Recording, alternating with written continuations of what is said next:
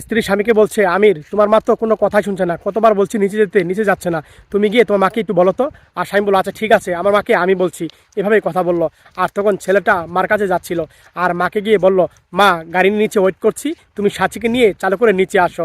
আর মা তখন বলল, আচ্ছা ঠিক আছে বাবা। আর ছেলে তখন গাড়িতে বসলো, ওয়েট করছে।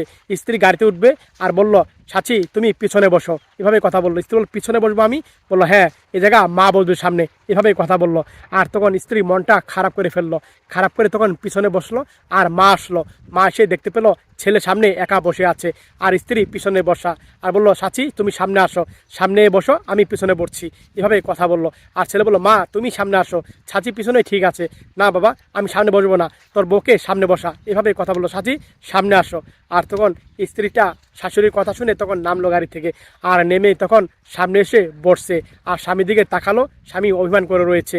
আর তখন মাও পিছনে ঠিকঠাকভাবে তখন দেখতে পেলো, মাও বসলো।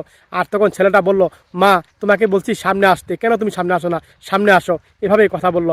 আর তখন মা বলল, বাবা শোন, তোর বউকে সবসময় মর্যাদা সম্মান দেওয়ার চেষ্টা করবি, কারণ তোর স্ত্রীকে সামনে রাখ। আমি মা আছি, থাকবো, সমস্যা নেই, আমি মা পিছনে ঠিক আছি। আর একটা কথা মনে রাখবি বাবা, কখনো বউকে অবহেলা করবি না। এভাবে মা কথা বলছে। আর ছেলের বউ কথা শুনে অবাক হয়ে যাচ্ছে। সত্যি ভাই, মা ভালোবাসা দেখে মনটা ভরে গেল। যদি ভিডিওটা ভালো লাগে অবশ্যই মন থেকে শেয়ার করে দিন সবাই, বেশি করে শেয়ার করে সবাইকে দেখার সুযোগ।